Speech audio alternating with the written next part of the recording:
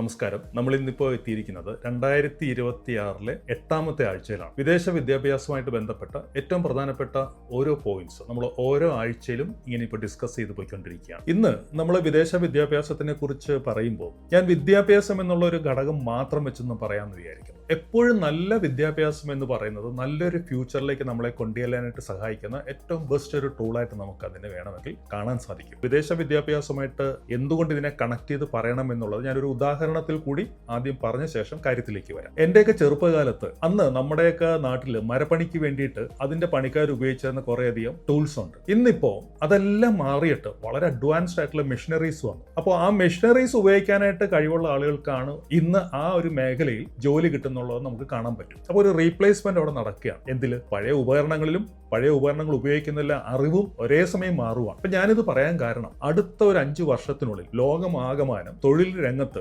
സമൂലമായൊരു മാറ്റമാണ് വരാൻ പോകുന്നത്. കാരണം ഏറ്റവും അഡ്വാൻസ്ഡ് ആയിട്ടുള്ള സിലബസിൽ കൂടി പഠിച്ചിറങ്ങുന്ന പല യൂണിവേഴ്സിറ്റികളുടെയും സിലബസ് ഒക്കെ അതേ രീതിയിൽ അവർ ക്രമീകരിച്ചു കഴിഞ്ഞു ലോകത്തിന്റെ മറ്റു പല കോണുകൾ. അപ്പോൾ അങ്ങനെയുള്ള സിലബസിൽ പഠിച്ചിറങ്ങുന്ന വിദ്യാർത്ഥികളുടെ സ്കില്ലുള്ള ആളുകളെയാണ് വരും കാലങ്ങളിൽ ആവശ്യമായിട്ട് വരുന്നത്. ഇവിടെയാണ് ഒരു വിദേശ വിദ്യാഭ്യാസത്തിൽ കൂടി നമുക്ക് അതിൻ്റെ ഒരു അഡ്വാൻറ്റേജ് പെട്ടെന്ന് കയ്യിലെടുക്കാൻ സാധിക്കുന്നത്. എന്ന് പറഞ്ഞാൽ ഏതാനും നാളുകൾക്കുള്ളിൽ നമ്മളുടെ പഴയ രീതിയിലുള്ള സിലബസും മറ്റും പഠിച്ചിറങ്ങുന്ന കുട്ടികൾക്ക് കിട്ടാനുള്ള അവസരങ്ങൾ അങ്ങേയറ്റം കുറയുകയും അതേസമയം ഏറ്റവും അഡ്വാൻസ്ഡ് ആയിട്ടുള്ള സിലബസിൽ കൂടി പഠിച്ചിറങ്ങുന്നവർക്കായിരിക്കും ആ കാലഘട്ടത്തിൽ തൊഴിൽ രംഗത്ത് ഏറ്റവും മുൻഗണന കിട്ടാൻ പോകുന്നത് എന്നുള്ളത് മനസ്സിലാക്കുക.